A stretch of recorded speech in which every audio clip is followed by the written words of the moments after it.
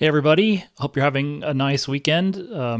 Obviously, uh, given the circumstances, I suspect there are some people working for Blue Origin who are just trying to get through the weekend and start into recovery.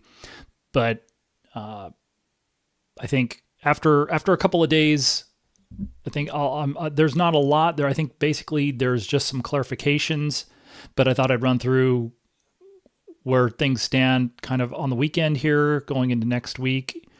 There's a lot that still needs to be determined about the impact from the New Glenn explosion on Thursday night.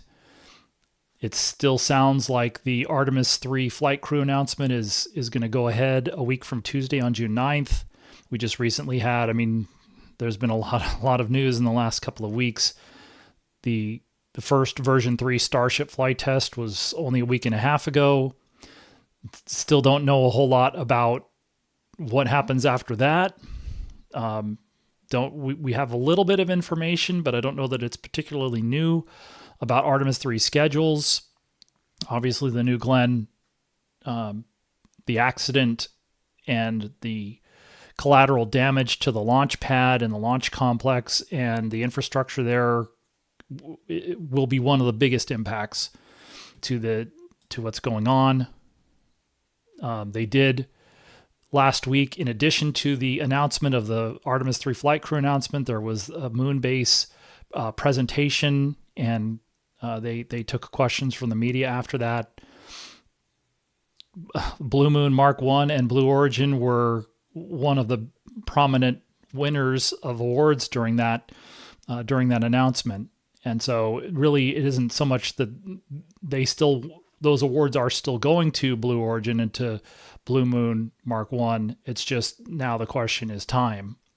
And so then coming back to the accident, we're seeing some maybe clarifying information, or I guess still somewhat conflicting information about, again, none of this is really necessarily, there isn't a spokesperson going out and saying any of these things.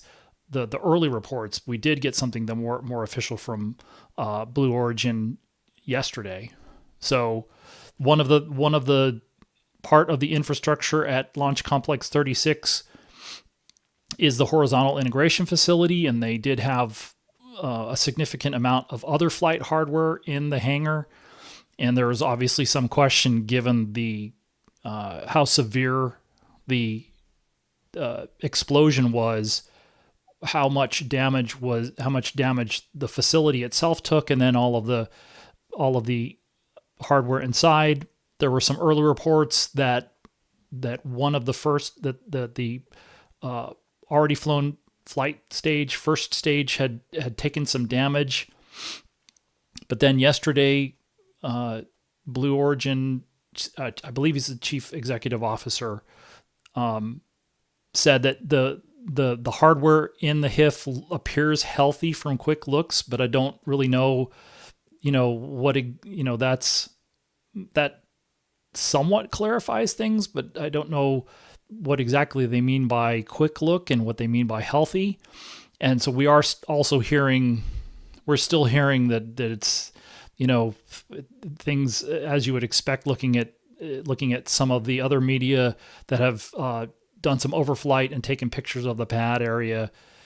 There's probably some damage. It's not clear to what, but I think that's still, those assessments, I think, are somewhat secondary to the trying to recover the Launch Complex 36 facility, and that's going to be a long time. And so another thing that was clarified throughout the day on Friday, I believe, was there was some initial reporting that because just looking at what happened to the pad and to the vehicle and to all the infrastructure, people were wondering, could you launch those Mark 1 Blue Moon cargo landers on another launch vehicle like Falcon Heavy, which probably has the performance. Again, if you're just looking at purely at numbers, and there was an early report that there was a stronger sort of coupling between the Mark 1 lander and the New Glenn launch vehicle. I think whatever that was I think maybe there was a misunderstanding there. So it's possible that the spacecraft could be made compatible with, or could more easily made compatible with other launch vehicles. But that doesn't necessarily, so not completely ruled out, but there are still several things that are somewhat unique about the spacecraft. It's a large cargo lander, and its primary propellants are cryogenic liquid hydrogen and liquid oxygen, which is something that has been typically seen in upper stages like Centaur or interim cryogenic propulsion stage or New Glenn stage 2. But the question would be then, how do you fuel that? How do you fuel that spacecraft? Is it more traditional storable propellant spacecraft that use storable propellant for translational burns and attitude control, and those are typically fueled several days before launch, before the spacecraft is encapsulated.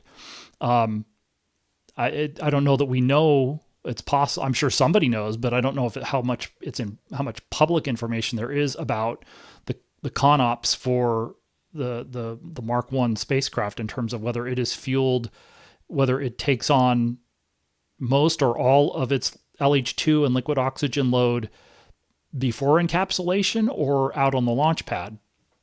And so if you were going to do that, then something like we've seen Falcon 9 launch a few payloads that are, I think, certainly smaller than the Blue Moon. So the question would be whether that capacity could be expanded. Again, this would just be a pure theoretical exercise, of course. But given that it's an LH2 liquid oxygen spacecraft, what other facilities would be capable of doing that, assuming you got that far into the conversation? But anyway, those were a couple of things that were going around and that were subsequently clarified, I guess, after the live stream that I did a couple of days ago on Friday afternoon.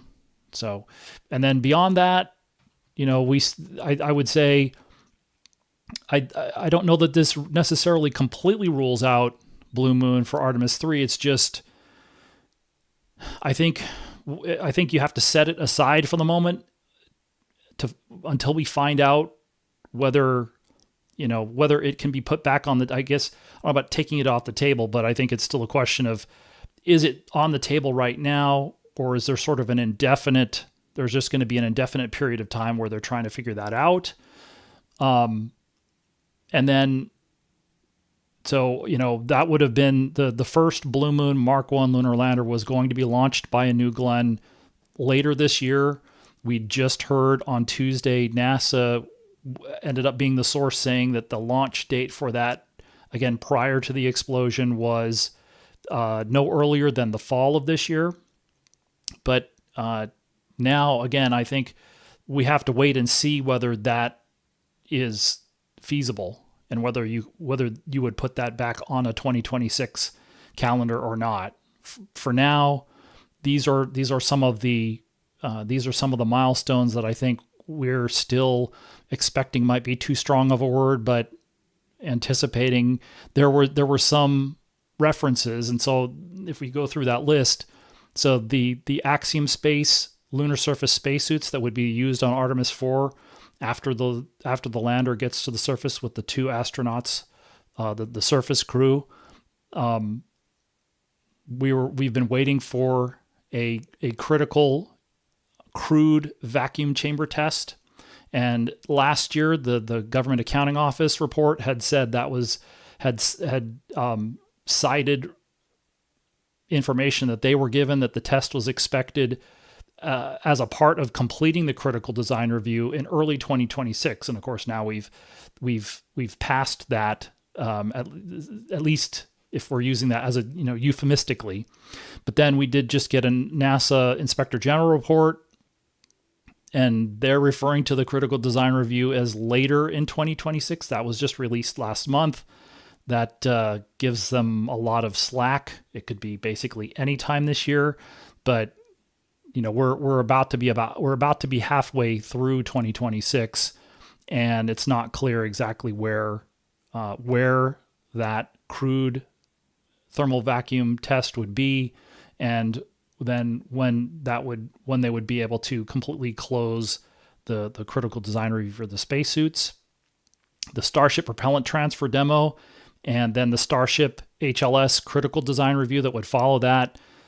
That was last cited in the fiscal year 2027 President's Budget Request documentation as Q3 of fiscal year 2026, which is ending in a month from now. We don't really know where that is now, but those are the last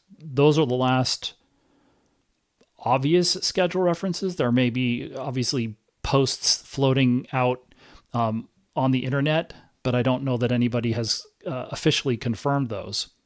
In terms of stacking for Artemis 3 in the summer, there have been news releases that have referred to that, and NASA Administrator Jared Isaacman has referred to that multiple times.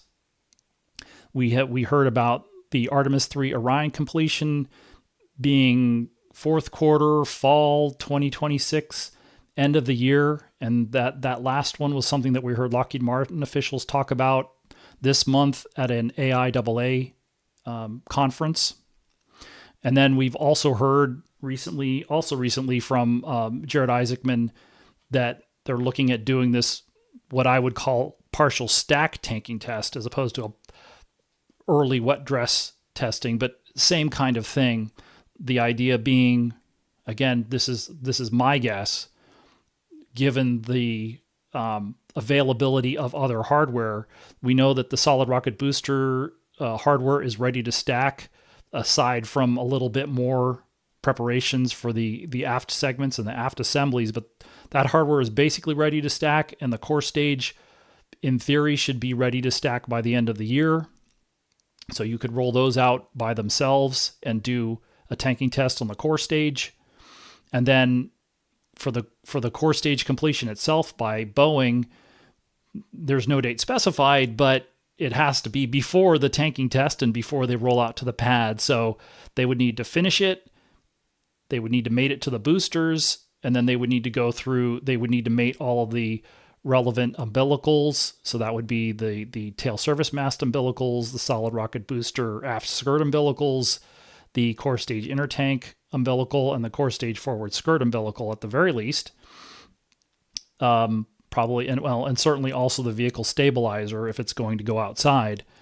But that would all need to happen before you could roll out, and then you'd need to go through some test and checkout to make sure that everything's talking to the Exploration Ground Systems launch processing systems, and so on. So I think that's just a quick run through of where things stand right now, and so again, I think one of the things I should probably try and do now in terms of looking for questions in chat, I think it makes sense to do sort of what I've seen other channels do, which is if you have a question for me, just go ahead and tag me in chat at Philip Sloss. If you have a question, I mean, I can, again, if I'm having trouble catching up with chat, then that's going to be your best bet. Because otherwise, yeah, I'm trying to sort of adjust to, sometimes there's more people than, there's a little bit more people on Friday, but just in case if I miss something, just go ahead and tag me in chat if you have a question. So, but I mean, I can, since it's a little quiet right now, that's fine.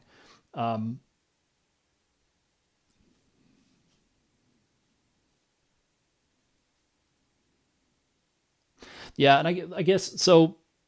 While it's still quiet, I guess there's a couple of rather than there being any revelations, I guess, or detailed, postmortems yet. there are pictures again. NSF NASA spaceflight. I know they did a flyover, air quotes flyover, but I mean they have aerial imagery of the complex after the accident. But I think one of the things, a couple of things that come to mind for me is this accident is obviously, it's not intentional. It was an accident, of course, but you're going to lose a lot of time. And one question is going to be, or one question for me, I think, is, were they going too fast?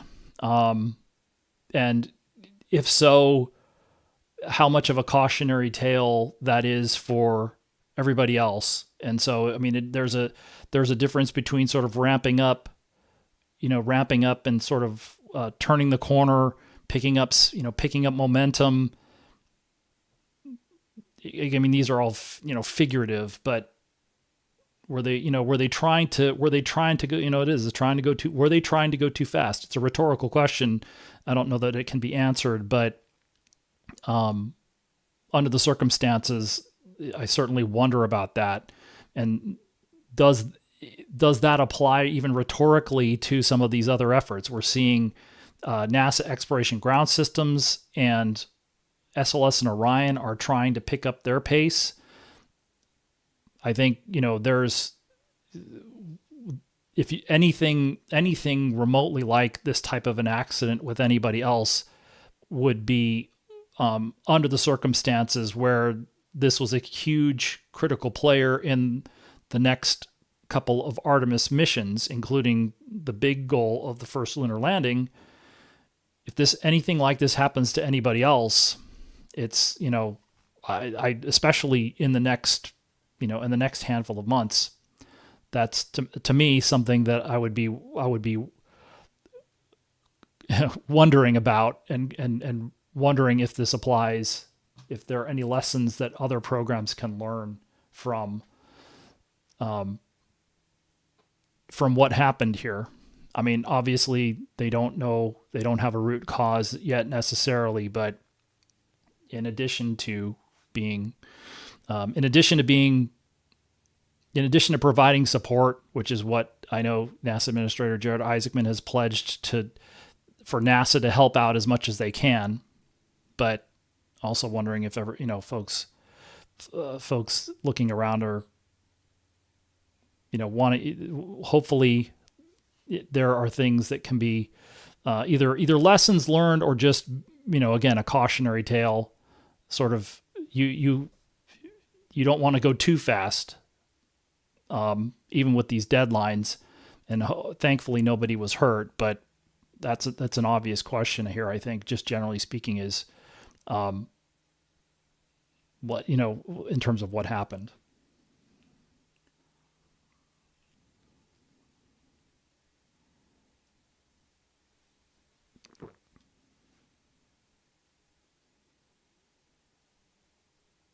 So, is it Peter? Thanks for the super chat. I believe you are a frequent contributor. So thank you for the super chat.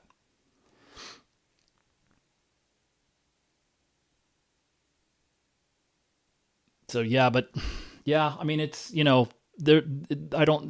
Nobody can say. I don't think there isn't necessarily any evidence that but it's an obvious question. Just again, under the circumstances, because there's just, I think it's hard not to wonder about schedule pressure right now, because there's not, in particular with Artemis, because there's just not very much time. I mean, again, there's only a year or so to the date that NASA wants to fly the mission. They don't want to wait until late 2027. They want to launch sooner than that, but they can only launch when everybody's ready to do that. And so they are trying to pick up the pace, and that that applies to all of their commercial partners and commercial contractors too. So, it's hard not to wonder that under the circumstances.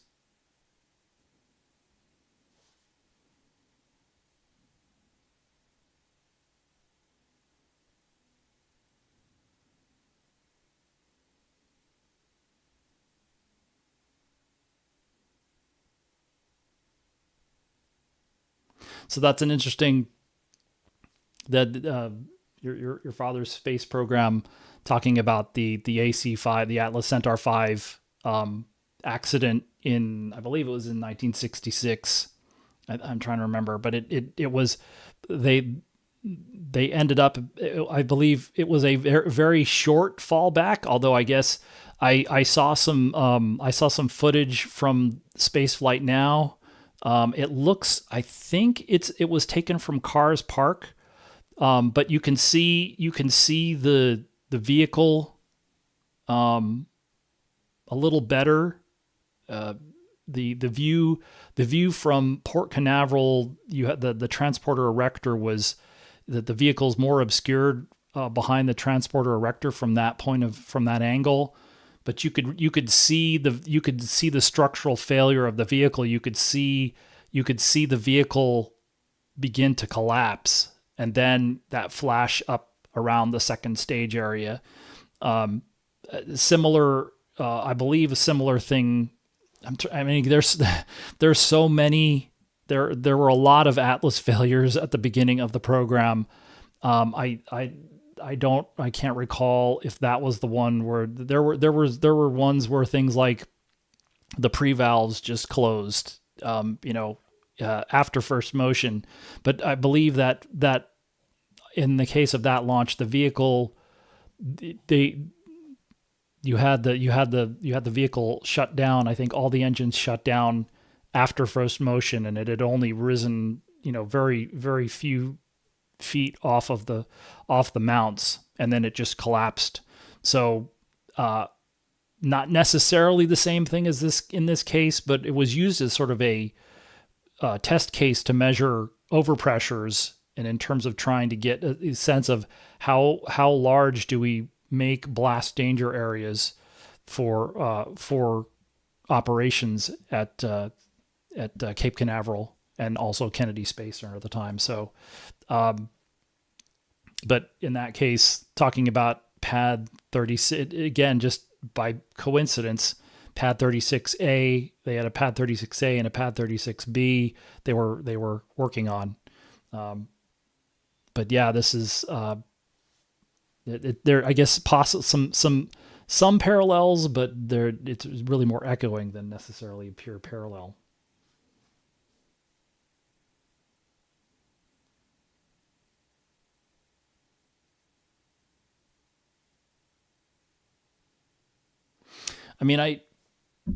So JC's asking about future mitigations. I think I don't think it's probably impossible to prevent something like this.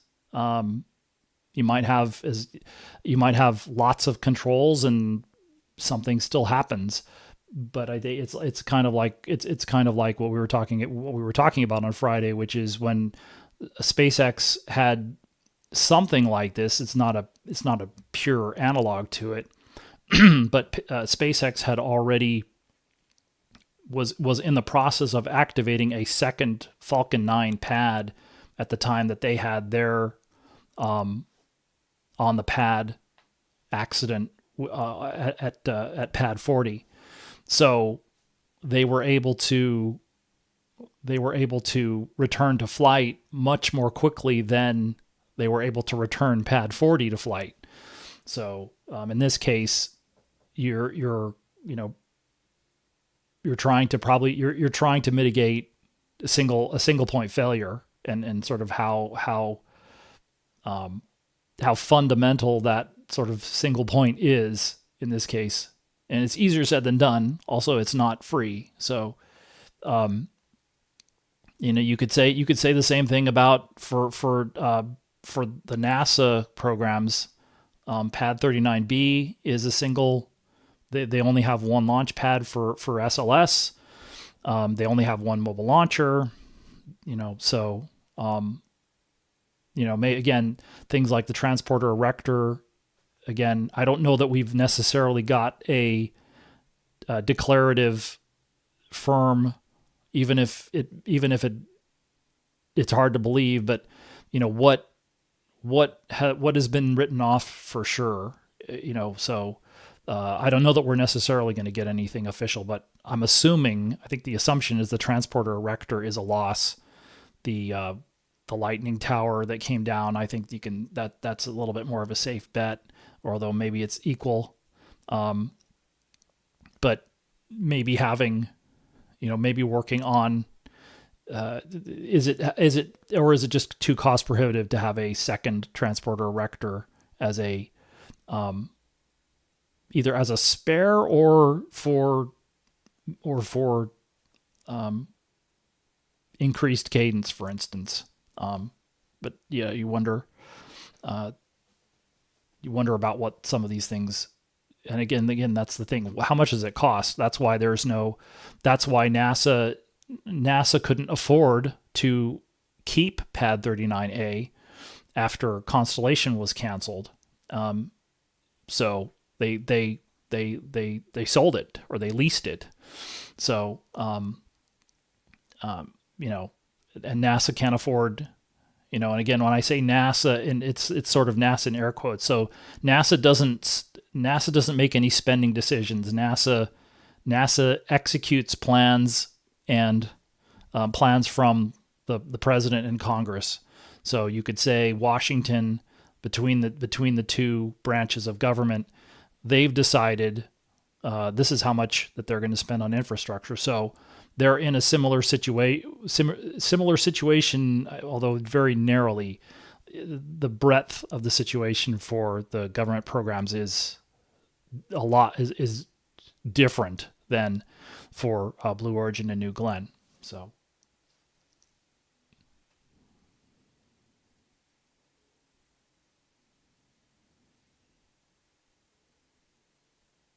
So yeah, just again, if you guys have any questions, just go ahead and tag me in chat at Philip Sloss. I'll try. I mean, I realize I'm starting this today, but and so I'm trying to follow along in chat as best I can.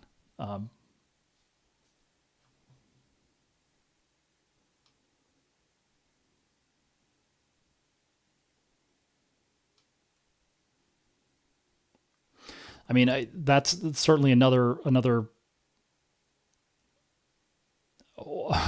It's hard not to wonder after seeing something like that, and since we don't know why it happened, if you were to have that type of an accident, obviously,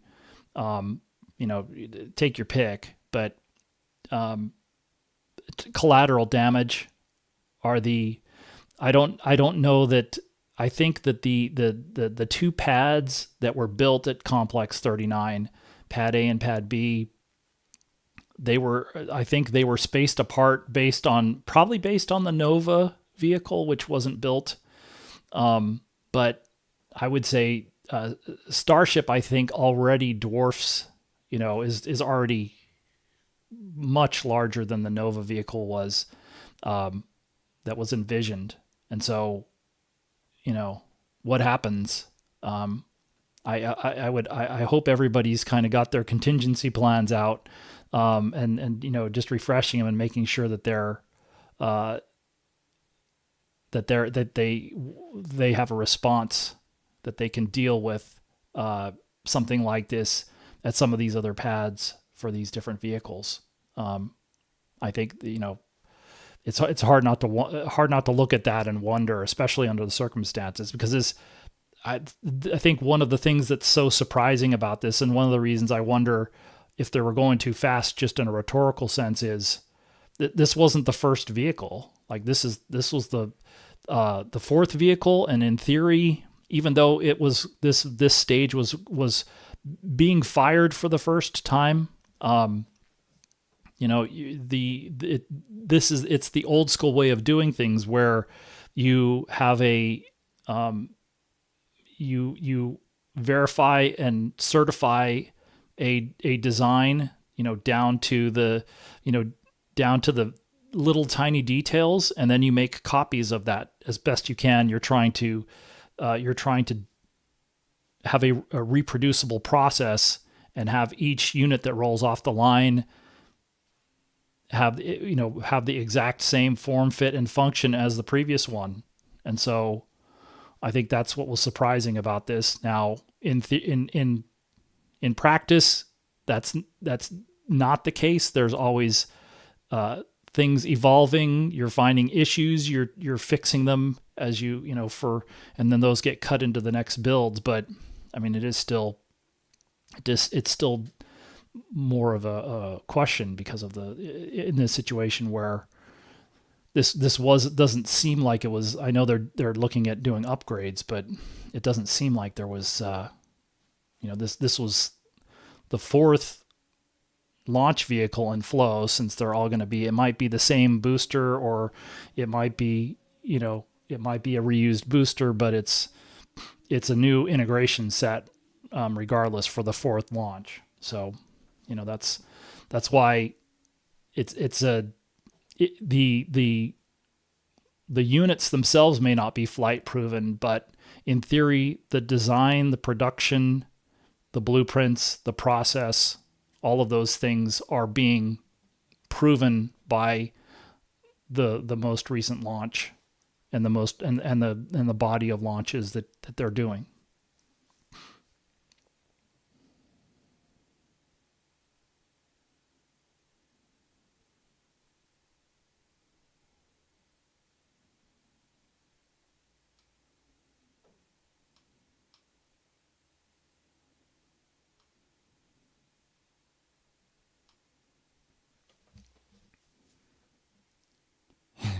I should probably mention, since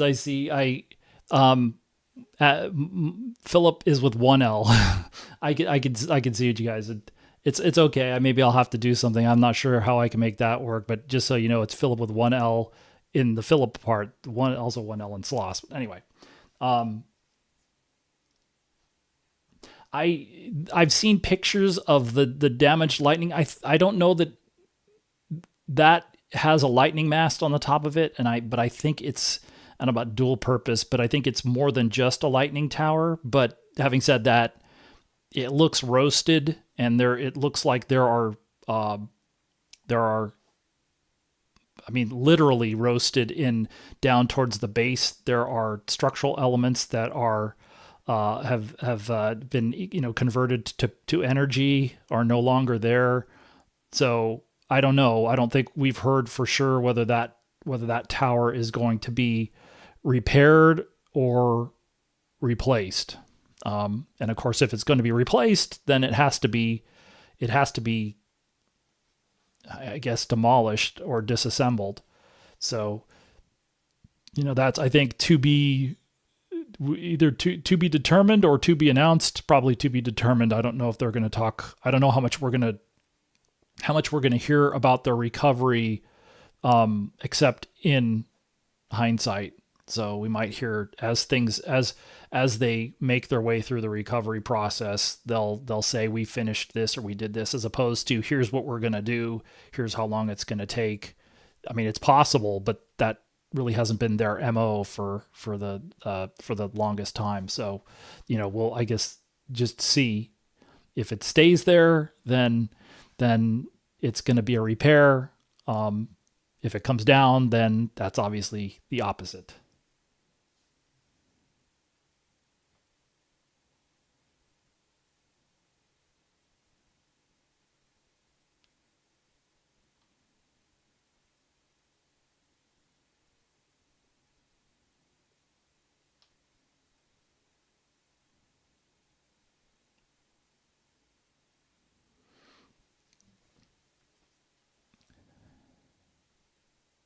Is it be ready or bready?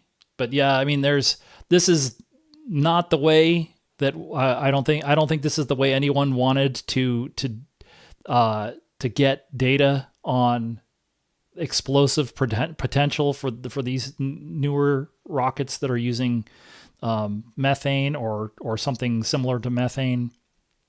So, but it provides data. It's, again, not the way anybody wanted to do this, but it certainly is a possible lesson learned, or data that can go into making future decisions, future planning for the spaceport. Yes.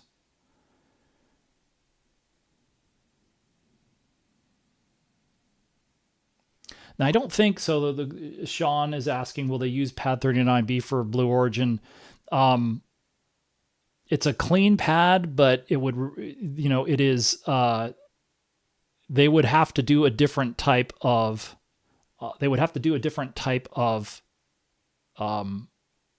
Pad integration, vehicle integration at the pad, and launch launch. It would be mostly vehicle integration. So there's a couple of different issues there. Number one, are you going to share it with SLS, or are you going to wait until, or is the idea that 39B becomes available because SLS is the government cuts their ties to it, and then it isn't continued. That's just a pure hypothetical. So in that case, then maybe NASA leases 39B the same way that they lease 39A, or maybe they say you can use this pad, but you have to use it in a certain way, like it's a multi-user pad. I don't believe they have methane services at pad 39B, and they certainly don't have. The reason I say you have to change your integration concept of operations is because there's no horizontal integration facility. You could, I suppose, make one, but then you have to worry about conflicts between SLS and whomever this other user would be. So can you expand the infrastructure at 39B with SLS still there, and without, again, sort of on a non-interference basis? If NASA is trying to, another hypothetical would be NASA's trying to increase their launch cadence. Maybe they can get to an annual SLS launch. If they were to continue that and to continue SLS beyond Artemis 5, then in terms of being on a non-interference basis, it's at least a sort of a bigger question about what happens with that. So, when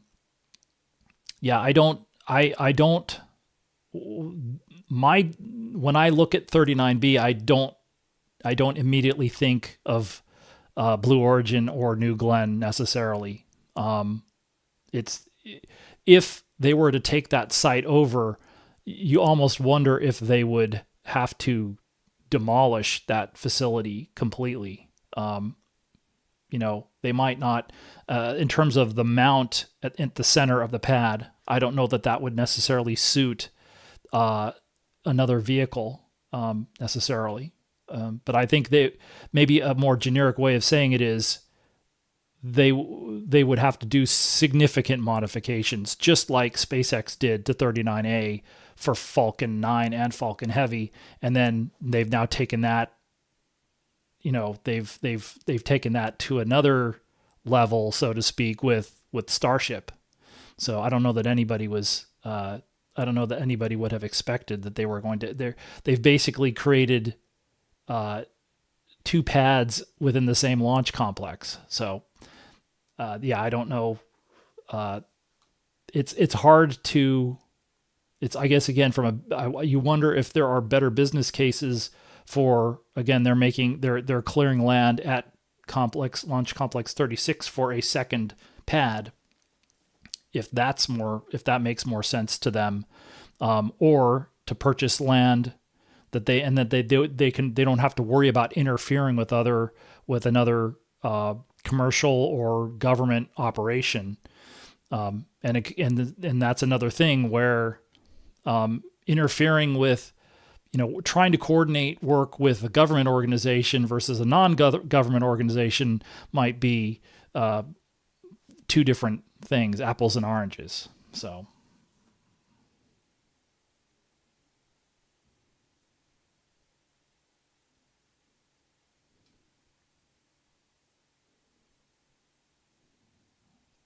So yeah, and that's one of the things. So I'm wondering. So in terms of uh,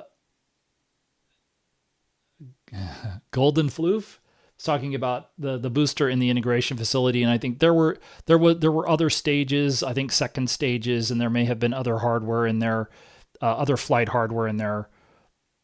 We're still hearing conflicting reports, including the report that it's quote unquote healthy. I think picture in this case, a picture might be worth 1,000 words. I don't think we're going to see any, but we have seen there are rumors from folks who've seen some imagery, who are sort of scratching their heads about healthy. It's possible that they are in better condition than, for instance, salvageable. They may be, so it's like, again, I'm not exactly sure what they mean by healthy and what they mean by quick look, so it's like, if you were going to, if you, so like just as an example from on the NASA side of things. So, the Airbus finishes a European service module in Germany. They put it on a boat, or they used to fly it over on an Antonov. So when it arrives in the facility at Kennedy Space Center operations and checkout building, they do a post shipping, they do a quick diagnostic check on it to see that it's still behaving as it should. So are they going to, when are they going to do that test on that hardware? Or, again, is there some way you can just look at it and go, it's okay, it's healthy? Maybe there is. It seems though, under the circumstances, that hopefully they'll provide a little more detail to that, or provide an additional, more thorough assessment of the condition inside the building and the condition of the building itself. Beyond that sort of an initial damage assessment, and then there's going to be a more complete, additional, subsequent assessments, more thorough assessments. Hopefully we get a little bit more detail about the condition of the building, the facility, and then all of the flight hardware in there as well. But I think obviously that it still seems like it's going to be faster to build more flight hardware than it is to build, to rebuild the pad. So it's not a moot point, but it may sort of be a secondary or even lower. It may not be that big of a deal in terms of the overall recovery of the capability to launch New Glenn rockets from Launch Complex 36.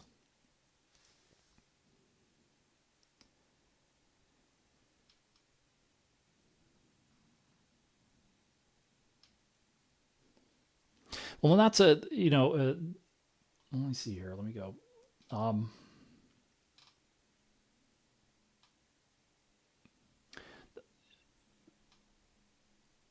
Your father's space program is talking about, launching Mark. I'm not sure if you're talking about Mark 1 or Mark 2 and refueling it in orbit. That is the Mark 2. That is the plan.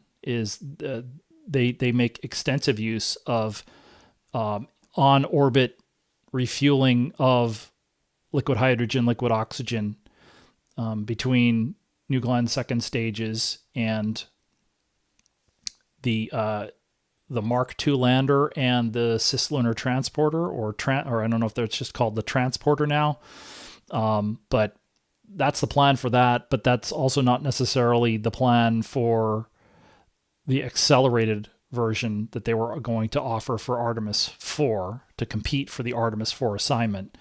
For Artemis 3, the idea, I think, for both of them, in order to do something sooner, I think that was mentioned in here, in terms of propellant transfer demo for Starship, in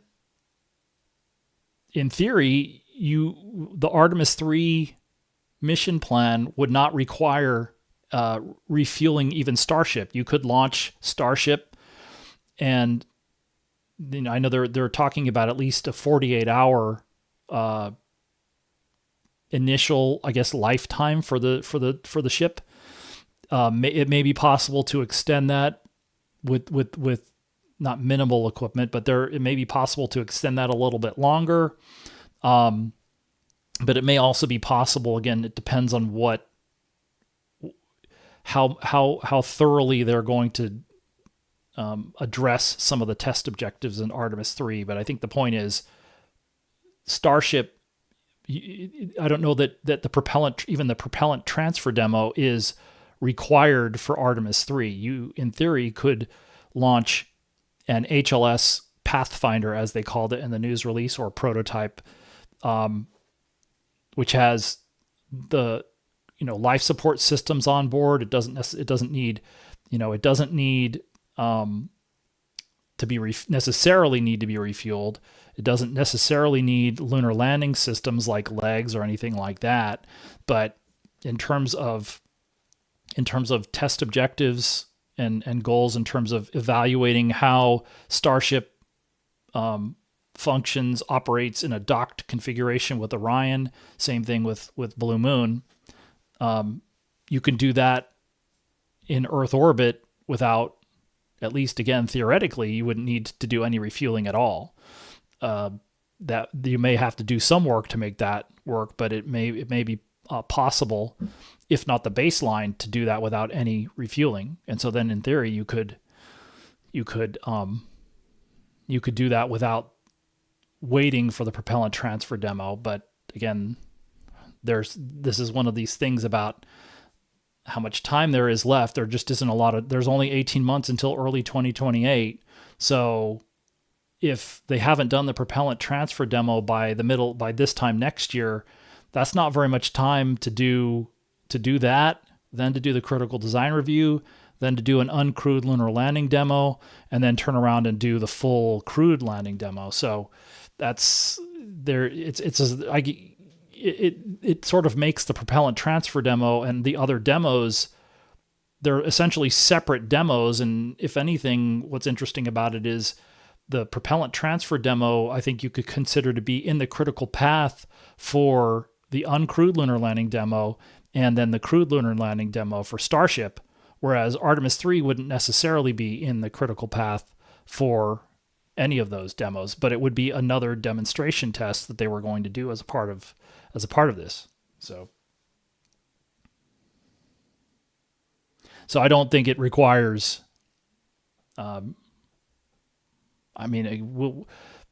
nobody has put this, again, has given us a lot of detail about this though. So we don't, these are questions, I think it's a good question. It would be good to at least have some clarification on it, rather than it's okay to assume that for the purposes of just a live stream, but I think in terms of trying to understand what they're going to do, that would be an obvious question, just to confirm it. Just to confirm you don't need propellant transfer for Artemis 3 for Starship HLS.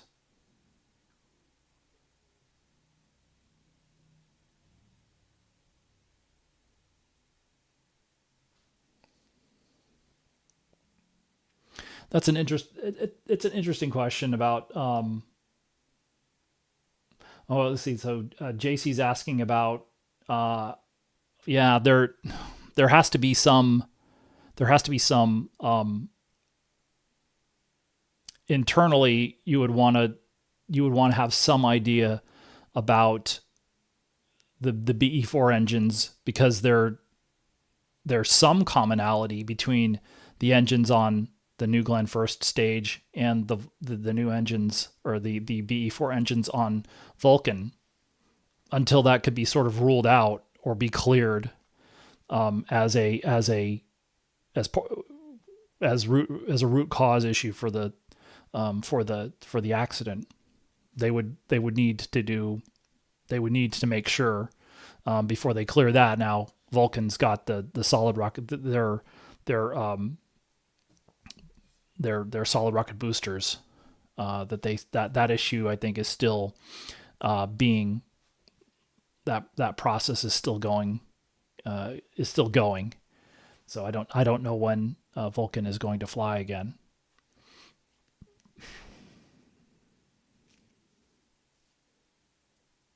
But I think they would. It's at least something that they would need to think about and talk about before Vulcan flies again. And then the question about from Canonicalizer, I'm not sure if I'm pronouncing that correctly, but would you do a test? Would NASA do an uncrewed test of this new configuration of SLS with the Centaur 5 as the upper stage? Is that needed? I don't know. It doesn't sound like whether it's. I don't know what the rationale is, but it doesn't sound like they're going to do a one-off test of without a crew for this SLS configuration with Centaur 5, and they weren't planning on doing a test flight, an uncrewed test flight of exploration upper stage, for instance. And I think the thinking was that, and this goes almost back a decade. They were talking about way back when Europa Clipper was mandated to fly on SLS, and there was a period of time where that was going to be on Block 1B as a Block 1B cargo mission versus a Block 1 cargo mission with the interim cryogenic propulsion stage. There was some question about would you, NASA, be willing to fly Europa Clipper on EUS on its first flight? And if I recall correctly, this is goes back to an acting NASA administrator, I believe, Robert Lightfoot. So this is again at the beginning of the first term of the first Trump term, where he became the acting administrator after I believe it was Charlie Bolden left with the Obama administration. And I believe he said something to the effect that Orion has abort capabilities. And so assuming that Centaur 5 has the same crew rating and meets the same standards, where if there's an issue with Centaur 5, you can abort off of it, that they would consider that to be similarly to exploration upper stage, again, conceptually, that's enough. That rationale is enough to allow you to do that. So I mean, as another example, the Artemis 1 ICPS had no capability to abort. So if there had been an issue with it, but no crew on board, and there was no way for Orion to tell the ICPS to stop, to cut off. I don't know about the internal logic within the Inca and the Delta or ULA Common Avionics flight control system in terms of safe shutdown, but that was incorporated into Artemis 2, and will obviously also fly on the last ICPS, which would in theory now fly on Artemis 4. But that type of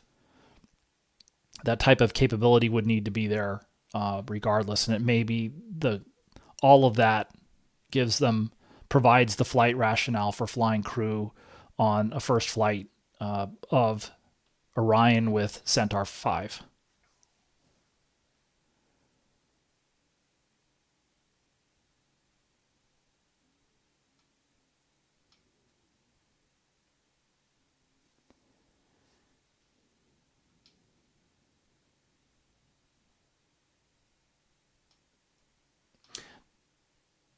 thought I saw. So yeah, and this is again, and I mean this argument or this discussion could go on for forever in terms of what if NASA, and it isn't really NASA again. NASA does what the president and Congress direct them to do, basically. So, I mean, so back in 2010. So the thing is, again, if you go back to 2010, or let's just say New Year's Day 2010, which was about 5 weeks before Constellation was terminated. The Constellation had, I think I went through this the other day. So it had Orion, which was the lunar crew transport spacecraft, or generically a beyond Earth orbit crew transport spacecraft. The launch, a launch vehicle just for the Orion, which was the Ares 1. There was a large, heavy Ares 5 for launching with a huge Earth departure stage. So it had a crew transport spacecraft, crew transport launcher, cargo launcher, Ares 5, and a lunar lander, which was called Antares, I believe. Again, they weren't really funding any of the work on the cargo launcher, the Ares 5, or the lunar lander yet. But that was the plan. So they were going to do all of that. But the reason that Constellation was canceled is because that was too expensive. The commission, the second Norman Augustine commission that was commissioned to look at NASA in 2009, basically said, if they didn't make a recommendation, but they said, if you want to fund Constellation and pay for all of these things that you want to do, you're going to have to increase NASA's budget by a significant amount. And so the Congress wasn't willing to do that, even as much as they were unhappy about the cancellation. They didn't. Their response was not, well, why don't we just increase NASA's budget? They compromised. They were willing to compromise with the White House, and they basically kept the budget, at least the top line of the budget, flat. So, I mean, I'd say again the big picture takeaway over the last several decades, basically going back to Apollo, is there's a sort of vague ceiling to how much money NASA is going to get. And so unless that changes, what's happening today, issuing commercial contracts and allowing industry to provide products that they can also offer to other customers later on, is more affordable to the government than trying to do all of those things, which are just expensive to do. And also, again, they weren't willing to. There's not only a ceiling to the funding, but the pace of the funding also tends to be. They also will flat fund things, which is not the fastest way to get things done. The only time that they ever didn't flat fund the programs, generally speaking, was Apollo, and then again you ended up with a system that had a lot of capabilities, but it was so expensive. The political framing was one thing, but they weren't even willing to sustain the. Again, I think I talked about this on Friday. There was the launching an Apollo mission to the moon every 2 months in 1969, and as soon as Apollo 11 achieved the political goal, they then transitioned. They were, you could say, in the process of canceling things, but it hadn't been completely canceled. But they transitioned from that mission every 2 months to 2 missions a year, and that's where at the time that the last Apollo moon mission, Apollo 17, flew, that was, they flew 14 and 15 in 1971, and then they flew 16 and 17 in 1972, and then that was the end. But one of the reasons is because they weren't willing to spend the money to sustain that system, and then they were offered a system that had that at least promised to be affordable and eventually to pay for itself, which was the space shuttle. But that, of course, didn't turn out that way. But the unfortunate takeaway, I guess, or depending on how you look at it, but the takeaway is there's only so much money, and where industry is today, and where Congress is today, and the presidency is today, we're seeing them move, maybe slowly, but we're seeing them move towards the commercial model because they don't have to spend as much money on it. So unless they change, I mean, it would be a significant change. Unless they change their minds about how much money they want to spend on this stuff, where you're going to end up with this type of a situation here, where,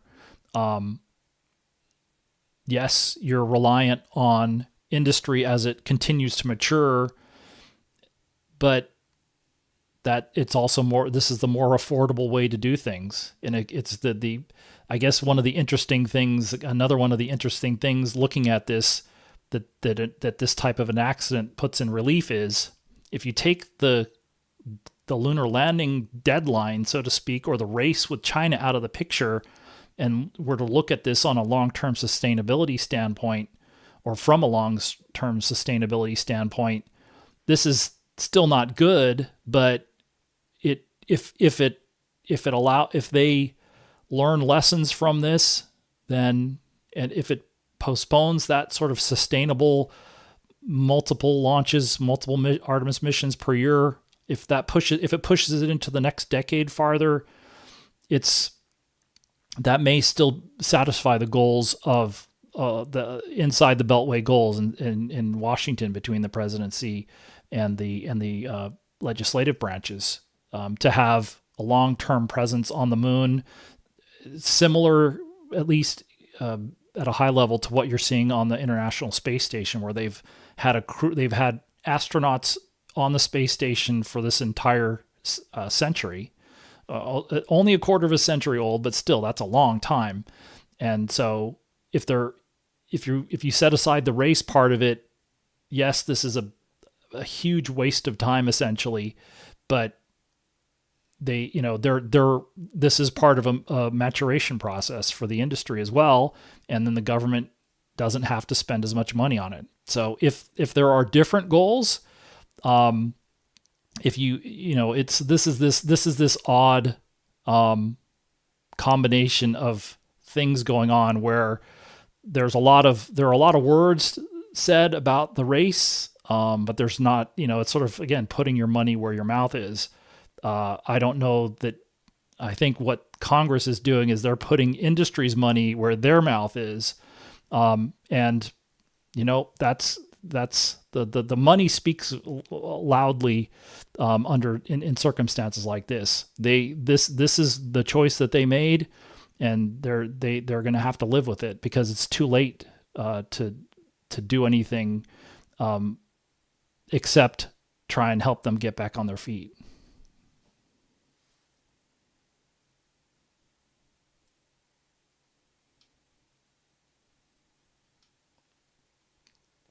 So that's a good question about how Golden Floof is asking how much of the HLS hardware needs to be on Starship for Artemis 3. I think that's to be announced or to be determined, or both. I saw somebody post a render on social media, or where they were conceptualizing or visualizing, or sort of not necessarily a trial balloon, but they were wondering, well, could you make some modifications to the version 3 Starship that we just saw launch on a week and a half ago, and not necessarily a full HLS vehicle?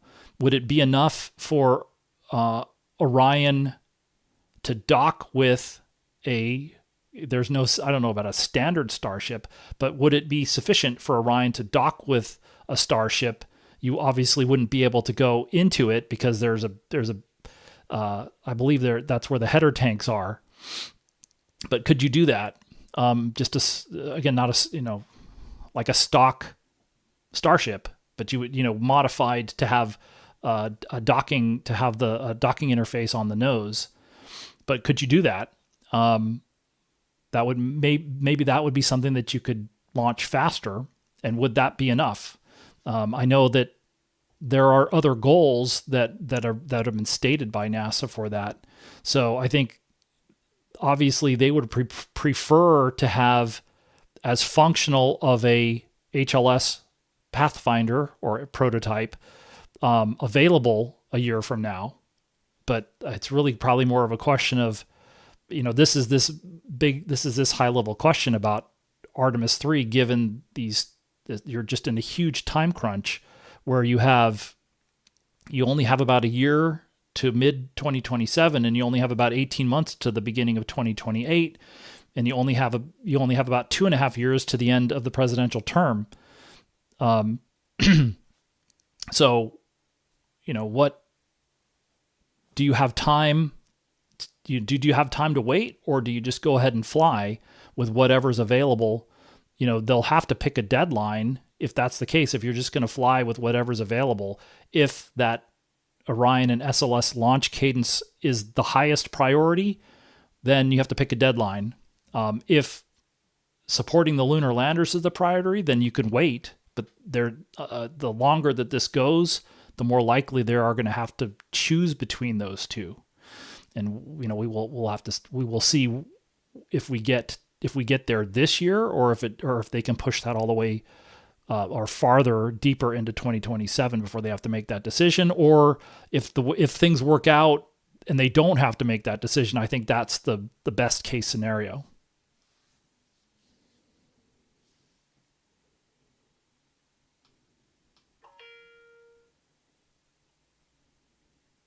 And so, yeah, as you were saying, there regular, just having a docking port on there. It would need to be, it would need to be.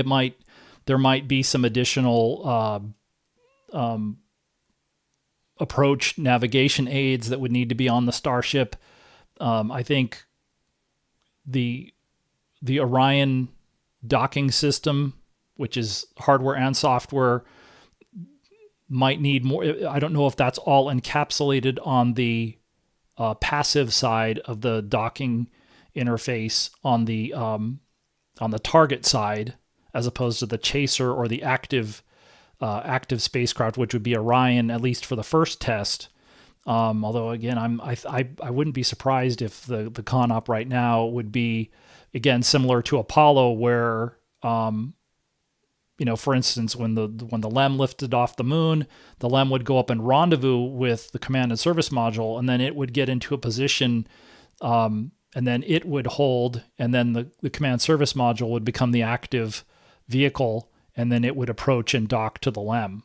That may still be the case, but at any rate, you would need to have the docking module itself and then whatever other navigation aids or alignment aids are needed on the target spacecraft. But yeah, that might be a minimum. Maybe that's all the minimum that's necessary. But again, there's this sort of spectrum of capabilities that I think NASA, it sounds like in the news release, they're not talking about letting any of those crew members actually fly the lunar landers. They were just talking about the ability to equalize to equalize between the two spacecraft, open the hatches, and operate in a docked, have docked mated operations for some period of time, and part of the crew or all the crew would be able to go into one of the lander prototypes. That, I think, would probably be, again, sort of a best case scenario, at least trying to read the tea leaves from these news releases, which are, don't have a lot of details to them at this point. But if you were able to just dock, that gets you a full test of the Orion capabilities of, far field rendezvous, near field, far field, midfield, near field rendezvous, proximity operations, and then docking itself, and then obviously on the other end, undocking and separation. So you would get that full Orion test objective. But you only, and again, you only get to do that if you have a target spacecraft for Orion. But then you may also, again, best case, you could, in theory, we were talking about, again, if you could fly the lunar lander prototypes, you could do a rendezvous test with the lunar landers where Orion was the target spacecraft and the lunar lander was the chaser. But that's, again, it doesn't sound like that's being contemplated at this point, but it will obviously be necessary for Artemis 4, but it also may not be necessary. It's maybe the kind of thing that, that can be tested on another demonstration. For instance, maybe the uncrewed lunar lander demonstration. Now, at this point, what we've heard for the Starship uncrewed lunar landing demonstration is they're not going to lift off, or they're not going to ascend from the moon. They're just going to lift off and do a hop, and then the mission will end with the Starship on the moon, the uncrewed lunar landing demo.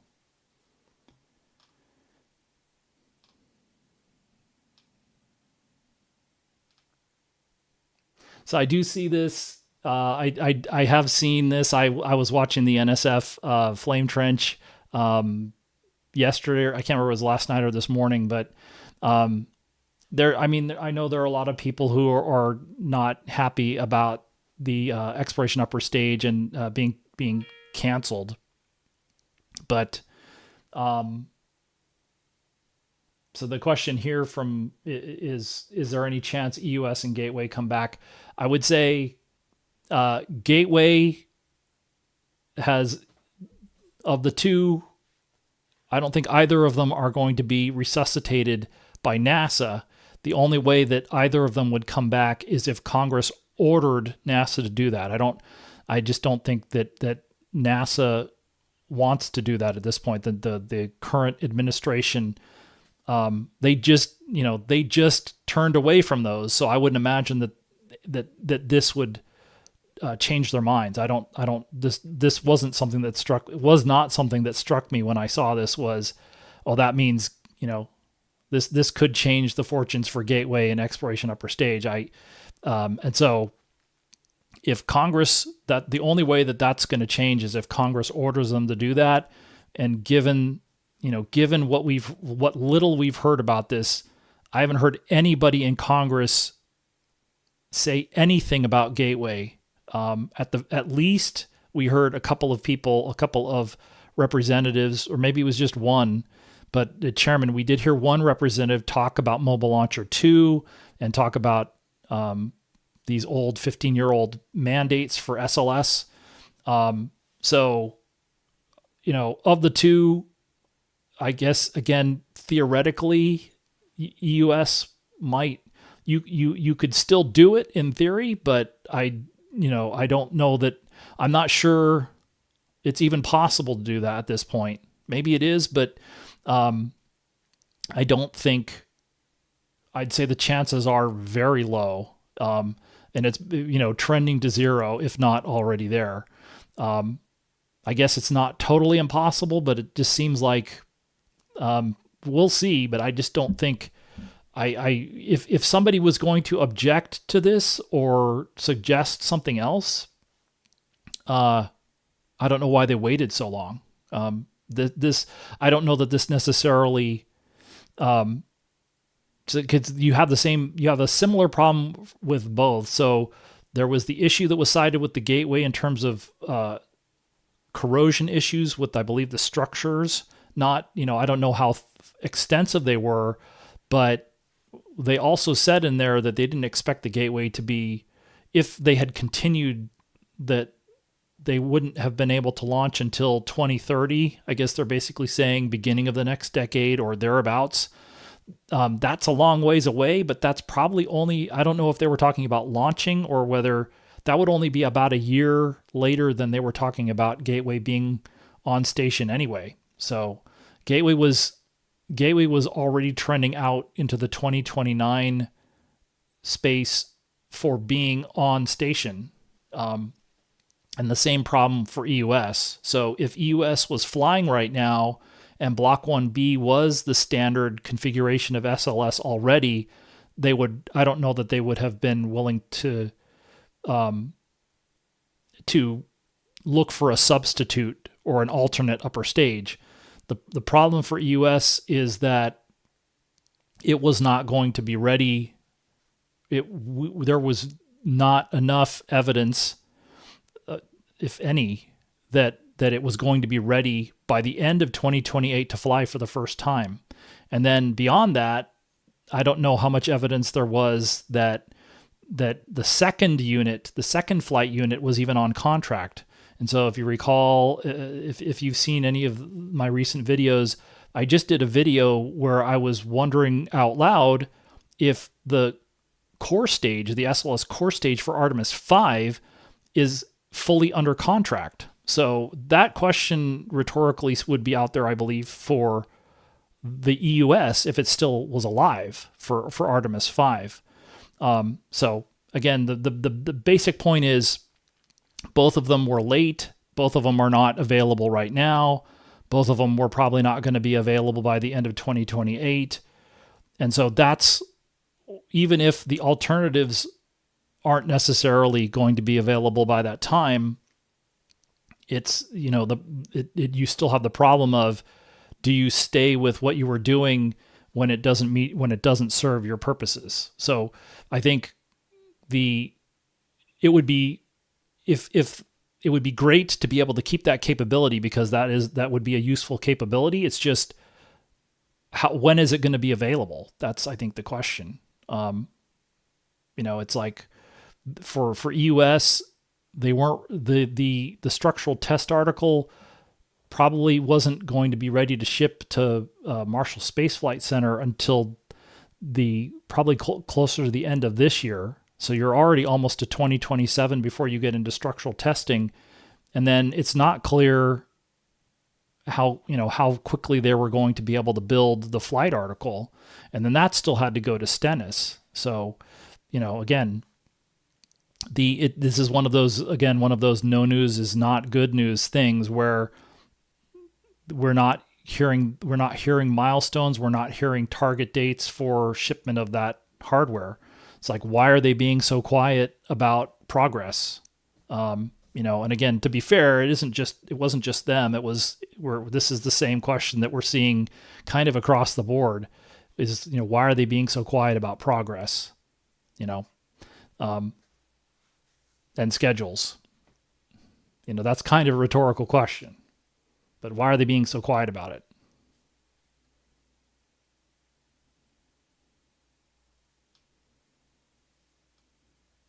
So that's also a good question. Is Centaur 5 crew rated at this point? Starliner flew on the, I believe it's called the Centaur 3, which is what flew on Atlas. So that was an Atlas 5 N22, I think, configuration. But so two solid rocket boosters, 2-engine Centaur 3. I don't know what needs to be. This is again one of those questions. It's an open question. What else needs to be added to Centaur or modified to support launching Orion on SLS? So I don't know. We don't know if we don't know what, that has not been spelled out exactly what needs to be added or modified to the stage to support that. So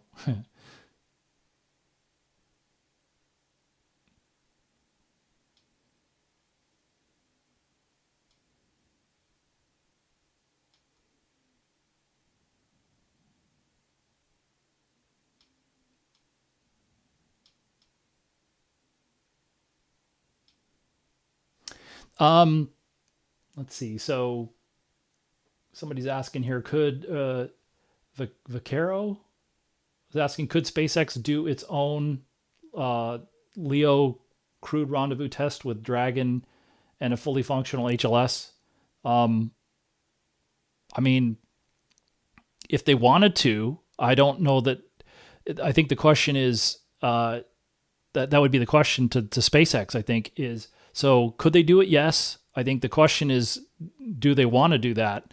And then that's the first question, or maybe it's the second question. I'd say really the first question is, when could they do it? So when would a fully functional HLS be ready to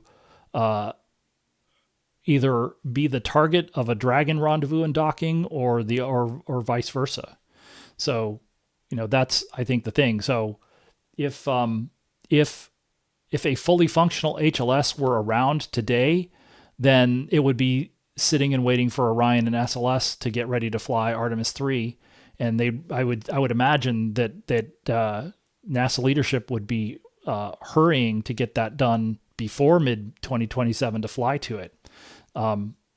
Right now we have a better idea about when Orion and SLS are going to be ready to fly Artemis 3 than we do about HLS, and we don't know whether that HLS Pathfinder or prototype, Pathfinder/prototype, we don't know how functional that's going to be. It could be, again, there's this speculation out there that you could do something faster by not even having an HLS. You would just have a Starship with a docking module on the nose.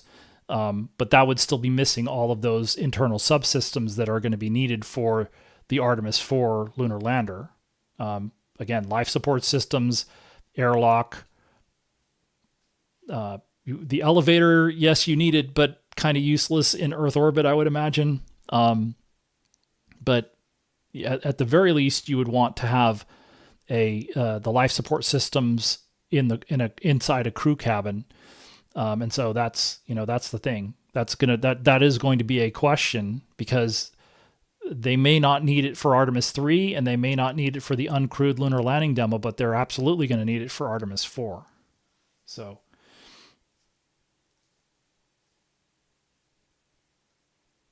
they could do that, but I think, yeah. So you're asking, yeah, you could do that. So you could launch, if you wanted to launch the Artemis 4 HLS, and test it before you fuel it and send it to the moon.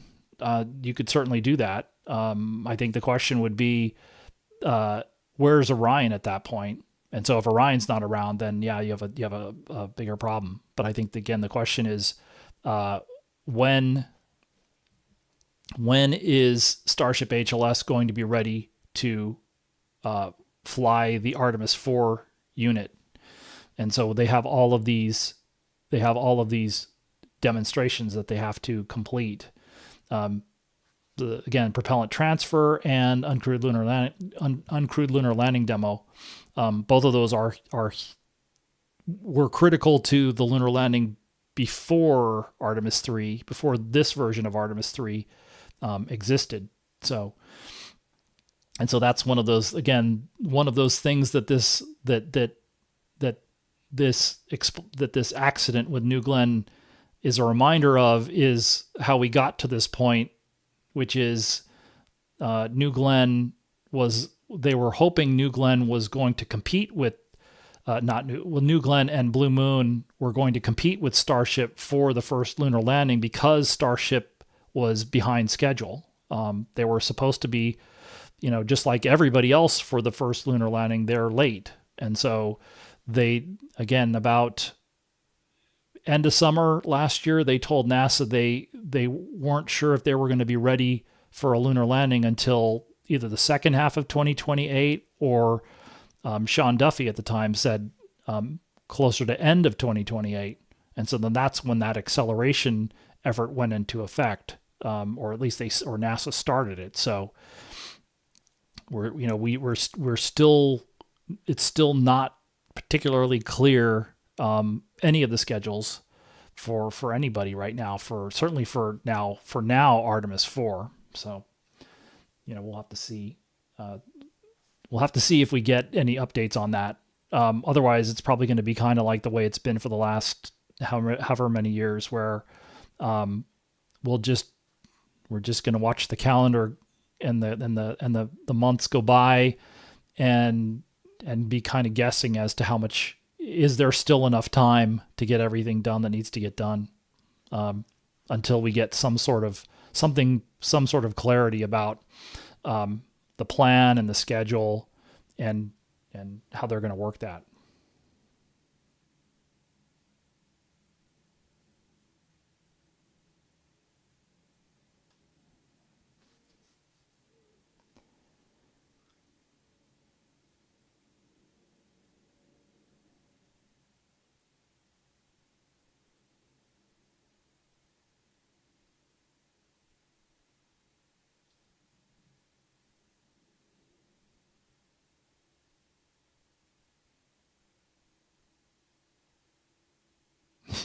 Well, I think the moon-based contracts, I think, are it's about it probably serves. I mean, I'm obviously speculating, but I think it serves multiple purposes. You're trying to get that program up and going. You're trying to. I think trying not to. It is trying not to put all of your eggs in one basket. So I don't think if SpaceX and Blue Origin were they were going to be challenged to have that first crewed lunar lander done, I think the idea is that you accomplish the Artemis 4 lunar landing with a crewed version of the lander first, and then you're working on the cargo versions of those HLS designs, but that would be a secondary. That would be secondary to that first, even though it's just flags and footprints on the first flight. There's this plan to establish a permanent presence on the moon, but that would be second or secondary to that first crewed lunar landing. So if that's the case, then you don't have the ability to, you don't have a Mark II cargo lander at the time of Artemis 4 or a Starship cargo lander at the time of Artemis 4. They might be right on the heels of that, but I would say under the circumstances with what we're seeing from a schedule performance standpoint, it might be a little bit longer before those capabilities are there. And again, who knows what else is. So, as an example, again, we see that Mark I Pathfinder, the Endurance spacecraft, we've seen that, so we know that exists, and we at least, whether we know what the forward schedule was for that before Thursday night, we at least had some sense of where they were. They'd finished thermal vacuum testing. They were doing some more testing work in the Cape Canaveral Kennedy Space Center area. They were still short of a what they're calling a wet dress rehearsal for the spacecraft. For the Mark II spacecraft, that's not necessarily as clear. And I believe that those large cargo, the large cargo landers were based on the sort of final design. So in the case, Starship HLS is going to be approximately the same type of thing. But Mark II is still out in the future, and we already see a Mark I spacecraft it was getting close to being ready to launch this year. So Mark II is still a long ways away. And I would say probably similarly for Starship, for cargo Starship HLS, just because of the priorities. If they prioritized cargo, then they could do that. But then this gives them the ability to look at other commercial providers for either launch services or equipment, and for equipment that isn't as large as the spacecraft themselves. Then you have this is something that obviously Blue Origin positioned to be able to do something like this earlier than Mark II. So again, given the names Mark I and Mark II, whereas I think the cargo capabilities that NASA put out the request for proposals for was also a secondary. It came later in the process. So the lunar lander, the crewed lunar lander contracts there were two awards. There was an award in relatively early 2020, spring 2020, and then the down select to SpaceX in spring of 2021. I think the cargo RFP and all of that procurement was a few years after that. So again, that just as an example of where the priorities are chronologically anyway.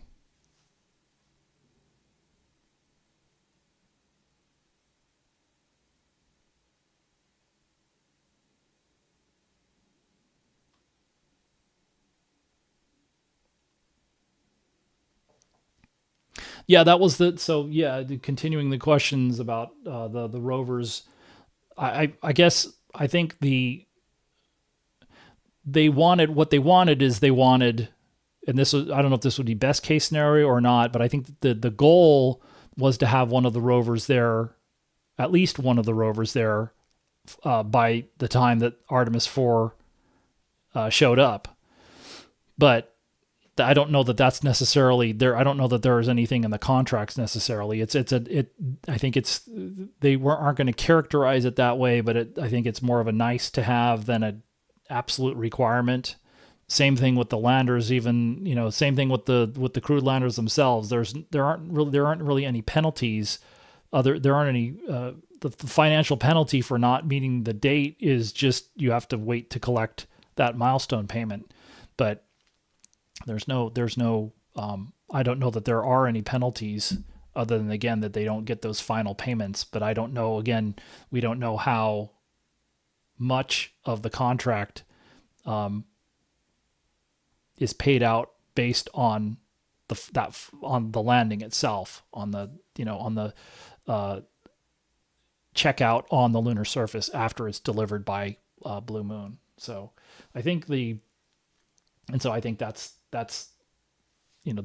the idea, is that it would be, they want to have it there for the crew for Artemis 4. But if they don't, what's critical to Artemis 4 is, again, they're not going to characterize it this way, but Artemis 4, pardon me, at this point, maybe even Artemis 3 a year ago,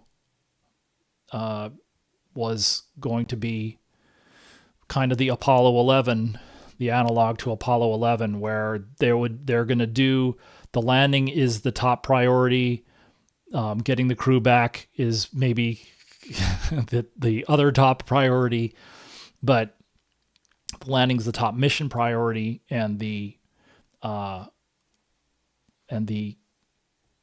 anything else that they getting out onto the surface is probably the next priority. But then anything that any samples that they can collect, any science that they can do, is somewhat secondary on that first landing, I would imagine. And then they talked about Artemis 5 being sort of the first moon base mission, or Artemis/moon base mission. So I think that's. But there's still a lot of things that are just not defined very well at this point. And, again, it's only been a few months since they announced some of these things, and we're going to have to wait and see we're still waiting to see what Artemis 3 is going to be. So we just have the outlines, but we don't, this is going to sort of be it's the ongoing questions for everything is, what's the current status? What's the forward plan? What's the schedules? There are a lot of things that still need to be defined. They're trying to expedite things, and but hopefully they'll take some time to talk about the details of the plan as they get them. And so we did hear, for instance, that the choice about the spacer versus so they're going to fly SLS on Artemis 3 without an upper stage. So they did make that choice and they did make that available, but there's still a lot of questions. There's still a lot of questions otherwise, including even before the accident on Thursday night, the degree to which these HLS providers were going to participate in the mission. And so I don't know whether that was to be determined or whether that was to be announced. Again, sometimes unfortunately there's a significant difference between when the choice is made and when it's announced. And so we'll just have to we're not going to hear about it until it's announced.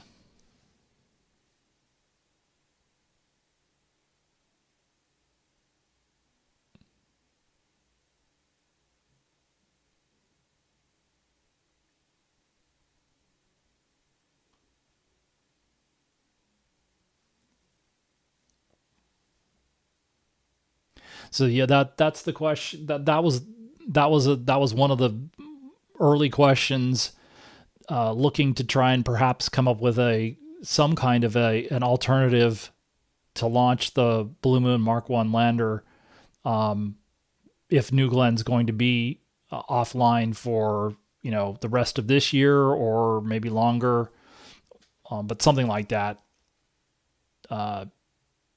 If I recall correctly, the just looking at the Wikipedia stuff, I don't know whether Blue Origin has given the dimensions that they've provided they talked about the height of the Mark 1 lander, but I don't know that includes the payload on top. But I think they said that the Mark 1 lander has an approximate diameter of about 3 meters. I believe that would fit.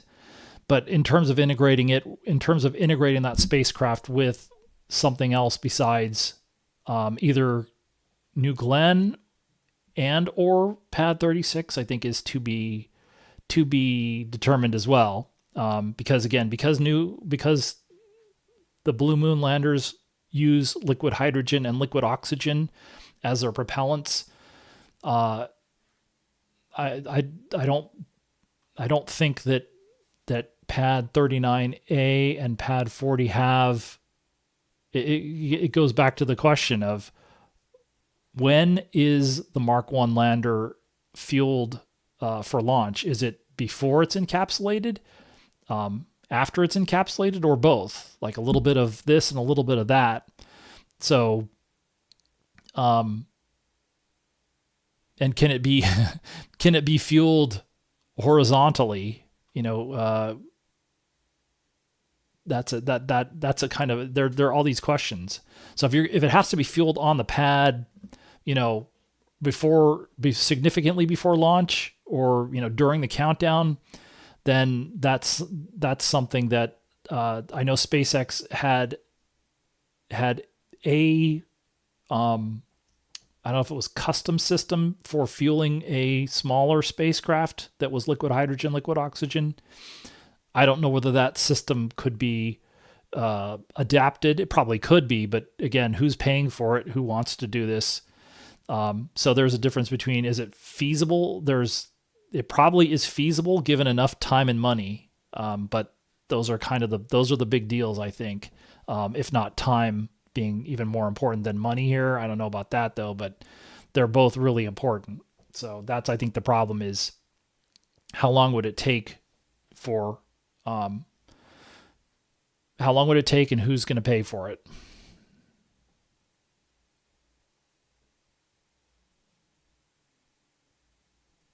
And right. And so then that would be the other thing is, as Golden Floof is saying, it's, if it takes 18 months, then probably by then, New Glenn's already flying again. Or if it only takes, what if it only takes 9 months? It's possible New Glenn is already flying by then as well. So, it might take longer than it takes for Blue Origin to recover from this. Again, that's of course to be determined as well. So,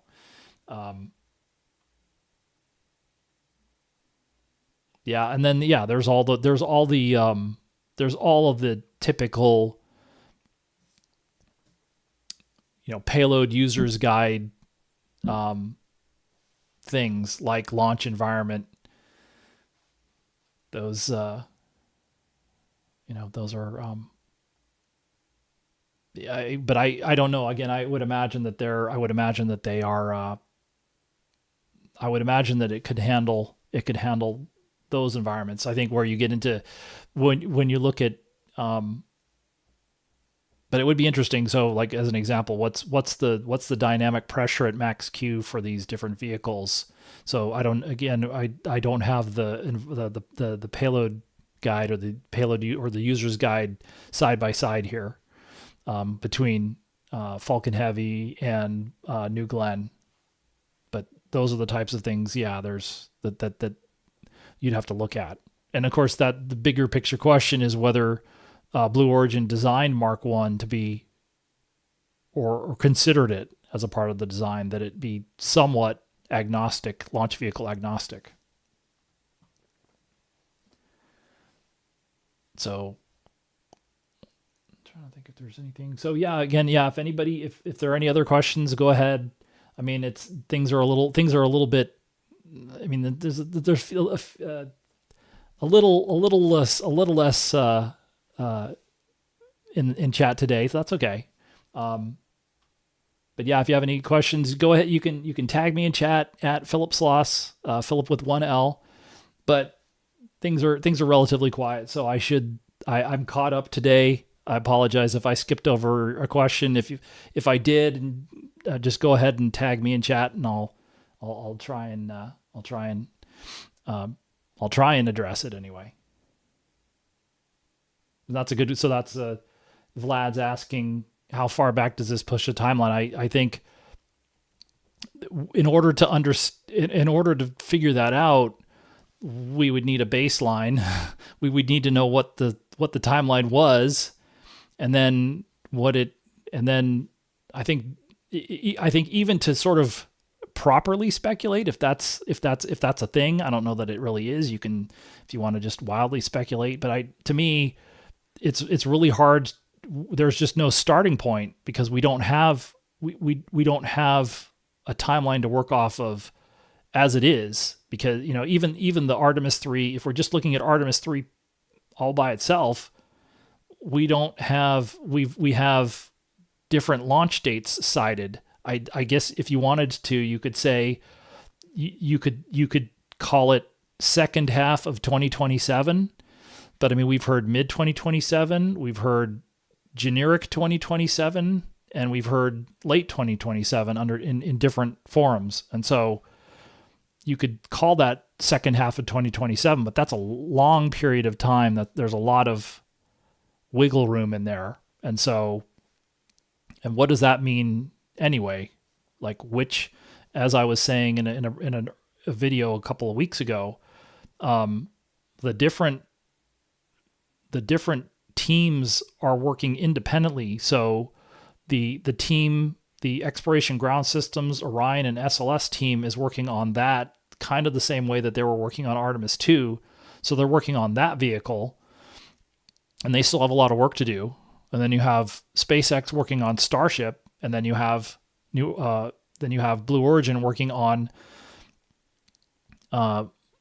whatever version of Blue Moon they were working on, because that was still private, and then New Glenn as well. And so when all of those are ready, I'd say those three vehicles are working on independent schedules up until the end, and then they would be tied in. They would need to be synchronized at some point, but we don't really have dates or timelines for any of them. We have a few data points for Orion and SLS because they're still being built, or parts of them are still being built. We have, I guess, a couple of data points. I can sort of put those up.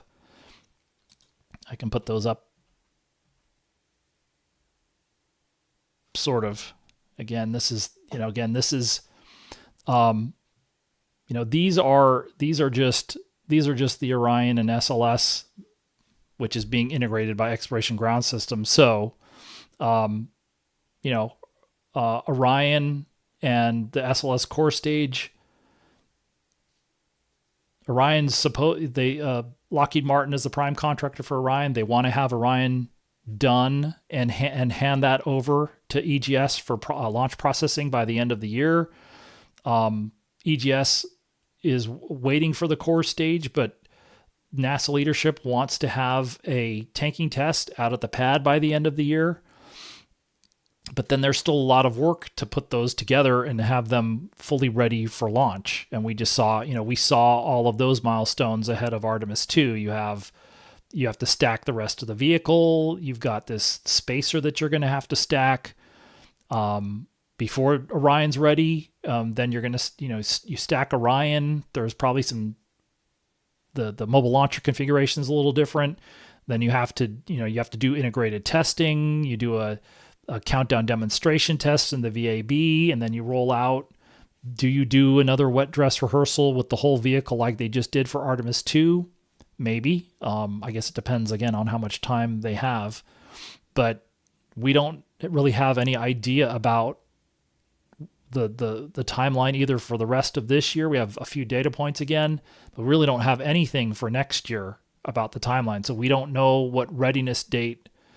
There are internal readiness dates that are being worked towards, but we don't know what they are. And so it's hard to know how much time was lost by Blue Origin without knowing what their timeline was, at least having some sense of what their timeline was before Thursday night. So that's one of the unfortunate aspects of this. But I mean, this is again, you're working with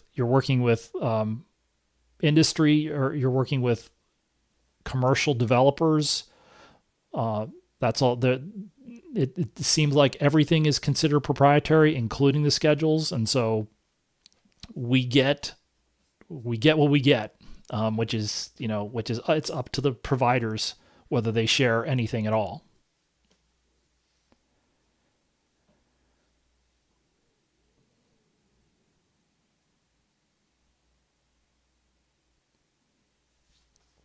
I don't think there would have been one.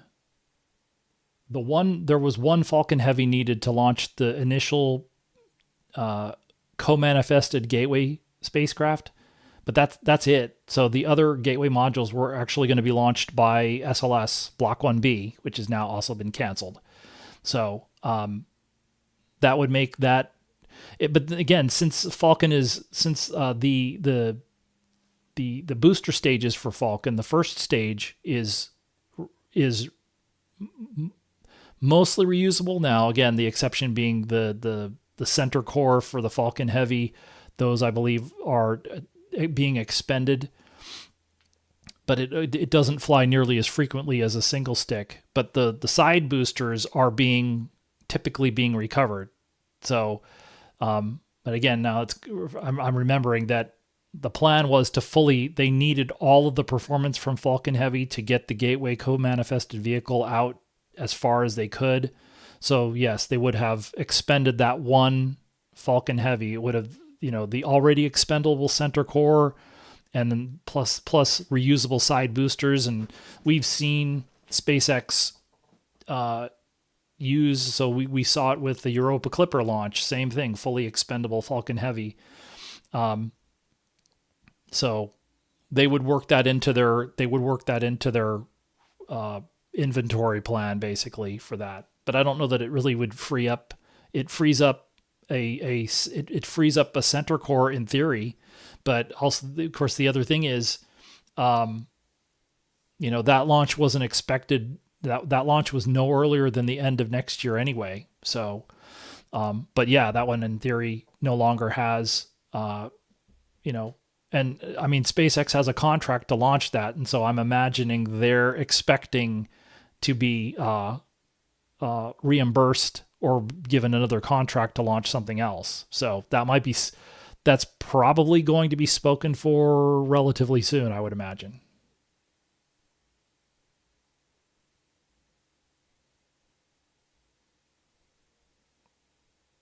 So the question by Ratchet, I mean, it's there are different versions of that question, but it's a very it's a question that we hear a lot. If the government had, I'd say, if NASA had, well, it isn't NASA again. So as I said earlier, NASA does what the president and Congress tell them to do. Again, within there's the authority. The president and Congress tell NASA what to do. NASA figures out how to do it. I'm overly simplifying this, but that's kind of the general thing. So, if the president and Congress have not spent the money to build a lunar lander since Apollo,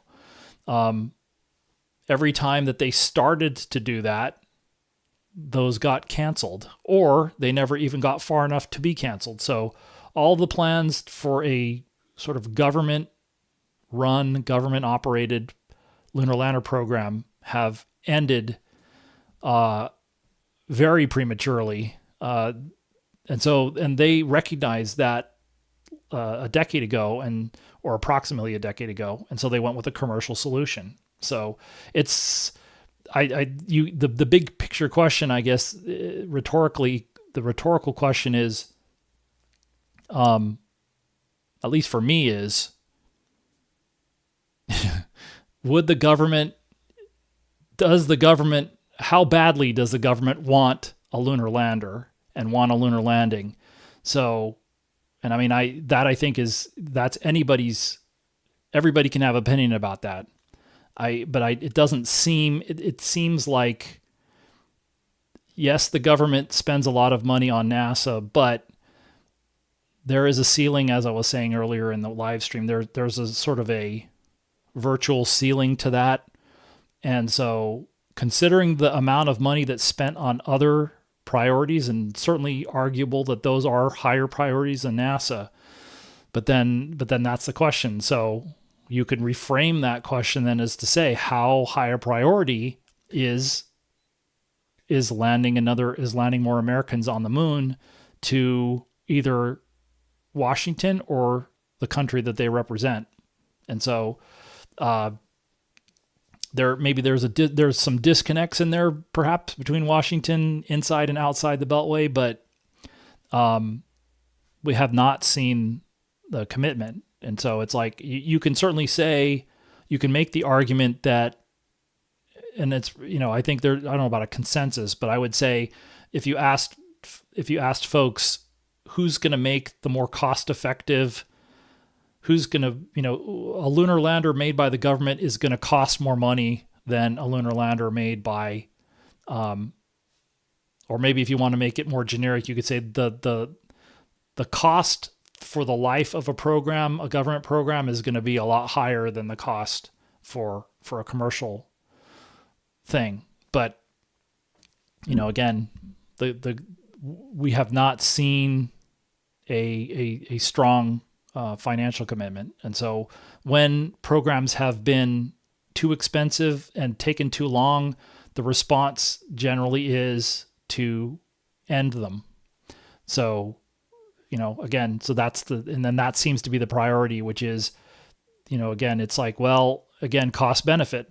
So I guess, again, I look at this as the perceived benefit of a lunar landing. There is obviously benefits to it, but the benefit of a lunar landing is still not high enough for the costs involved. And so that's why one of the reasons why the government is looking to industry is because they're not willing to pay the cost in full to do that. But you could also make the argument that the benefits of doing it this way with industry are also higher than just doing a purely government, the old style way of doing it. So you could look at it. There's a bunch of different ways of doing it, but it is funny looking at the way things have gone over, for the last 50 years. Because there have been a lot of starts and stops, and generally speaking, things have stopped. Efforts to go back to the moon have stopped because the cost was just too high. It was judged to be too high, and so okay, and that again, I don't know if that's based off of the Apollo experience or not. But that's why, and that's why Apollo was canceled, is because it was too expensive. So, that's probably the bigger question is, and so do we really want to go to the moon, or the benefits, again, sort of, indirect, intangible, or not? But that's, I think that's always going to be a problem. For the space program, and at this point now, it's hard to say what you call a space program, because you have these private companies that are doing their own thing, with the government as a customer, but they're really doing their own thing, and they have to be careful. And we're anticipating SpaceX going public here in the next month or so. They have, they already have private stakeholders. They're now going to have a larger stakeholder base that's completely separate from taxpayers. So who is sort of the obviously they'll have a board, but in terms of the ultimate authority, or when you have to pick, sometimes they're going to have to pick who choose their priorities. They're not going to necessarily be able to satisfy the business and the government, and it's hard to envision prioritizing a government political goal over business goals. Certainly for a long period of time, we'll see. But it's like at this point, a space program, there is no, it doesn't seem like there's a unified space program at this point. There's an industry, and there are customers, but it has become much more of a commercial type of model than the old style, the sort of 20th century model for doing things. It's things have just changed quite a bit.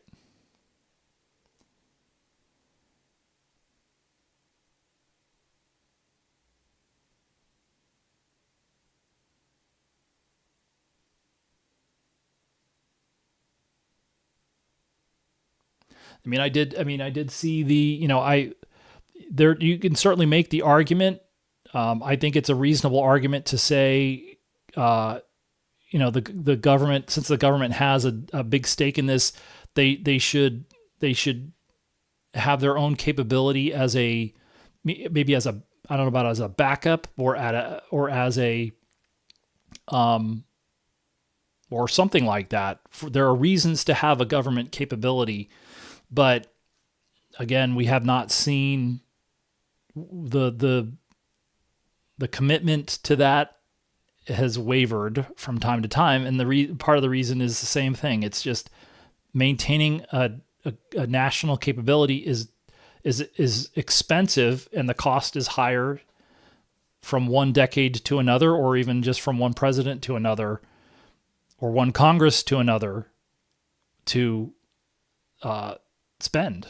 And so we've seen the price tag fluctuates, and the willingness to pay the price tag fluctuates as well. And so it changes all the time. And the U.S. government does a budget every year. So if things can change, and sometimes things can change even faster than that. So I think that's another reason why you see policymakers looking to industry and to commercial, because they can operate on longer timescales, and they can maintain focus on a long-term business plan, and that there may be more, probably is more sustainability to those, at least in theory. But I mean, you're not going to have, we're this national capability, if you want to call it that. I'm just calling it that. It's taxpayer funded. It's expensive. It's over budget, or it's overrun cost and schedule.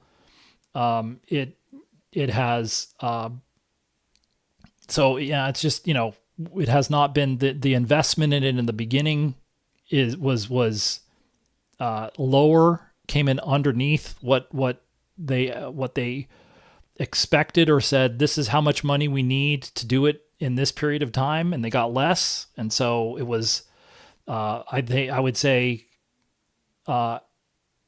probably guaranteed it was probably going to be go over the budget and over the schedule anyway. But if you're going to give them less, you're making it even more of a guarantee that it's going to be late. So that's the problem is, again, it's expensive, and we're not seeing there are lots of people, but I don't know as a percentage. Again, in my lifetime, I mean, I'm at this point I'm an old fart, but I've been around.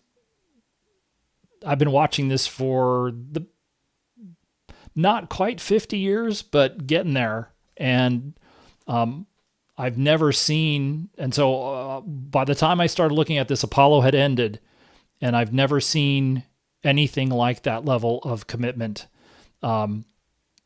even in the period of time, whether you want to call it, again, Apollo was, and even Apollo, that commitment only lasted about 5 years, and then the budgets immediately began ramping down. So again, that's sort of the exception that proves the rule, which is that there's this ceiling to how much money is going to be spent, and you get you whatever you can get out of that money is what you get. And so, but yeah, we don't have it's just, there's all of these internal contradictions between what's said and what's spent. And so, yeah, this is, but in some ways this is kind of like life. It's complicated. It's messy.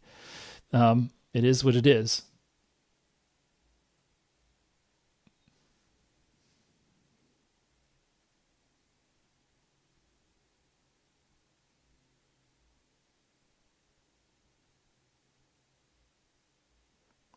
Yeah, I mean, I think, that is, I mean, again, this is just my opinion, but the 30,000 foot view of this, and that's obviously an Americanism because we're on the standard units version of it. But I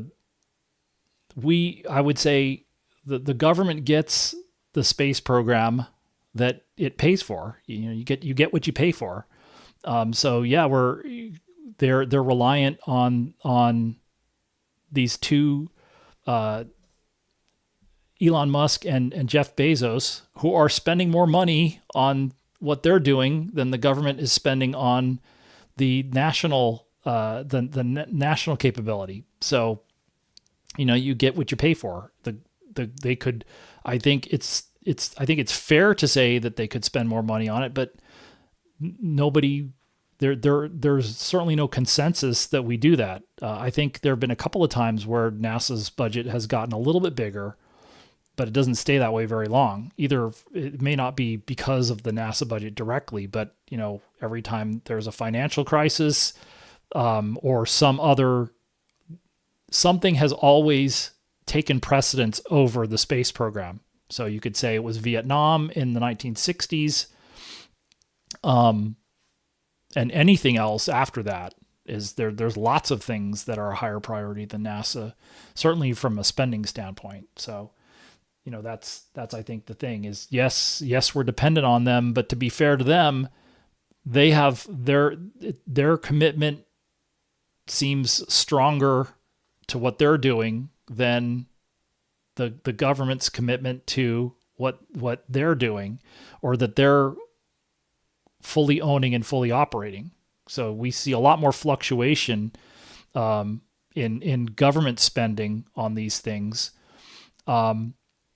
We see the type of R&D investment, the R&D funding curve that you see from a government standpoint is different from the way that Musk and Bezos are doing R&D investment, and so then, and whether you like it, I guess to me in a way that's an argument for doing it, for letting industry do it, because they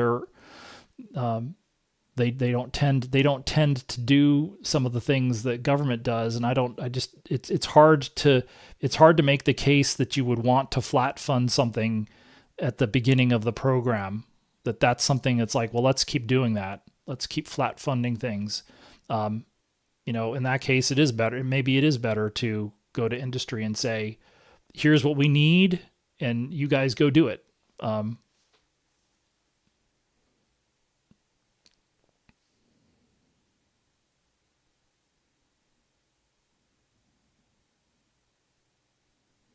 Yeah, well, and then that's so yeah, it's what is, that's the thing. What does the government want to do? The government, and does the government want to, and again, to be fair, it's representative government. So, I don't know that I hear, we were just watching Artemis 2.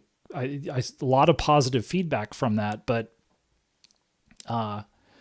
I think when you see, even if polls have a little bit more margin of error in them, I think we don't typically see the space program as being a high priority for when people are polled. So, and I think so, to be fair to the representatives in Washington, at least to a decent degree, they reflect the level of they reflect the priorities that they're seeing from the people that they represent. I don't see a lot of clamor for spending more money on, especially when you say, well, you give them, a handful of things that they need to spend money on, and it's like the space program is not the first thing that they're gonna spend money on. So, again, when you have business, when there's a business involved and you can make money off of it, then that's a better motivator in a lot of ways. But again, if it was a priority, it seems like, that's to me the way I look at it, which is, if it was a priority, then there would be a consensus to spend more money on it. And so then looking at it the flip side, flipping it around, because there's no consensus to spend a lot of money on it, it must not be a priority. That's sort of the tortured logic there. But that's, to me, kind of the way it was hard to understand when I was, it was harder to understand when I was 18 than it is now. But it's just like, well, it's just, again, cost benefit. The benefits. It's harder for people to see the benefits too, whether they're there subtly or not. So, yeah, it's a very interesting. It's an interesting thing to have observed over several decades now, and so we will see. We'll see what happens here. I'm very curious to see where this is at the end of the decade, and how far things have gotten, and what's been accomplished, and that's kind of what I'm certainly thinking. I'm going to try and hang on here at least till the end of the decade to see what happens, and to report as much as I can what happens. But of course, that's another dynamic, which is, because these are commercial companies and everything's proprietary, it becomes much more difficult to, we're dependent on them to be willing to share things in public. And that, as we've seen, that's sparingly.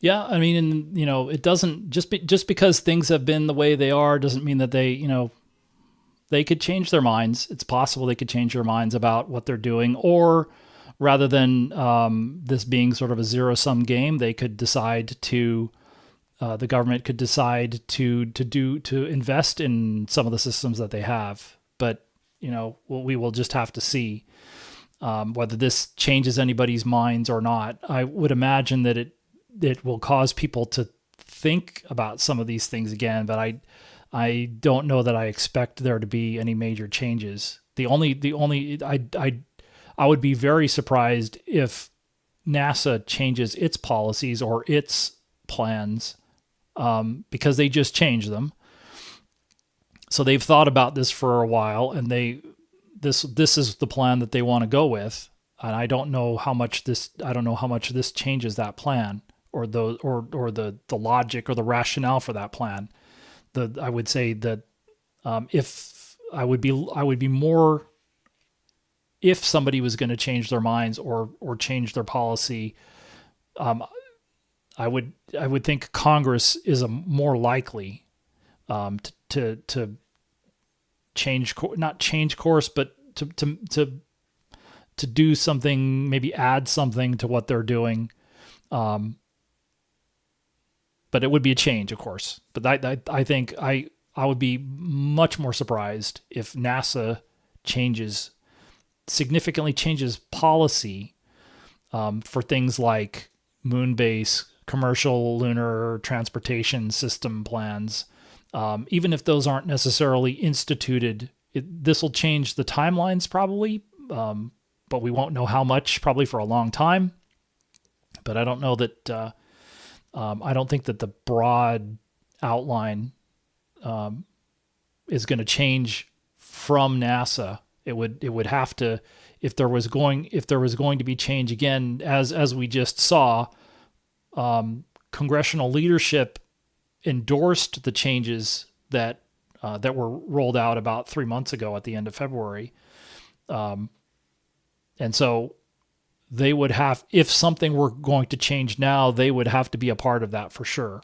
So, I'll definitely be interested in the Senate appropriations bill, that whenever that gets marked up here, that would have to be in the next 2 months, if not less than that, because this is an election year.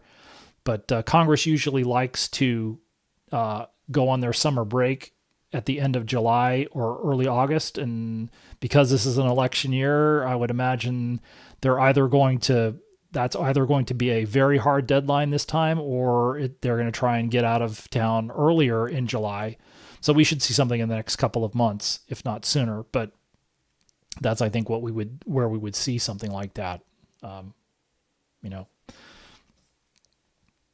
So